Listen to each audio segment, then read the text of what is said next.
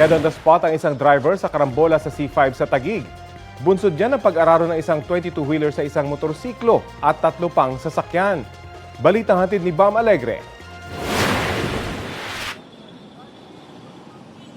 Pasado alas 8 kagabi na maaksidente ang isang 22-wheeler dump truck sa southbound lane ng C5 sa bahagi ng barangay Pinagsama, Taguig.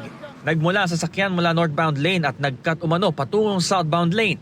Dito na inararo ng dump truck ang kasalubong na 2 SUV at motorsiklo. 2 ang sugatan, sakay ng mga sasakyan ito at agad dinala sa ospital. Isang motorcycle rider, pinadala ko kagad sa Taguig Pateros District Hospital kasi meron siyang injured sa right foot niya.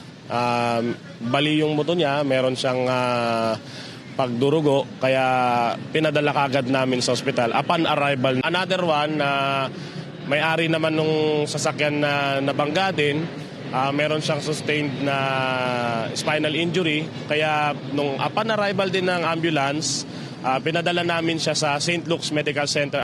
Pinakanapuruhan ng isang AUV na naka-head-on collision ng truck sa gilid at naipit sa railings ng highway at ng mga puno.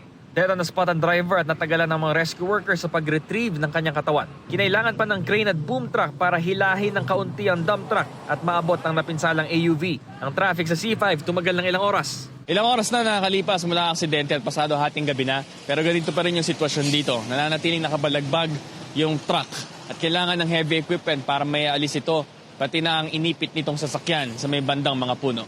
Ang driver ng truck nasa kustodiya ng Taguig Traffic Bureau at tumanggi magbigay ng pahayag sa GMA Integrated News. Mag-isa lang siya at walang pahinante.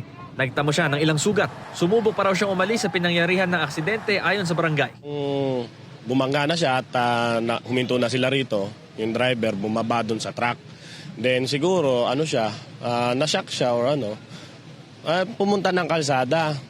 Kumbaga parang tatakas, kaya hinabol siya ng tanod namin dito tapos ng mga bystander. Magsasagawa ang mga pulis na investigasyon sa sanhi ng aksidente.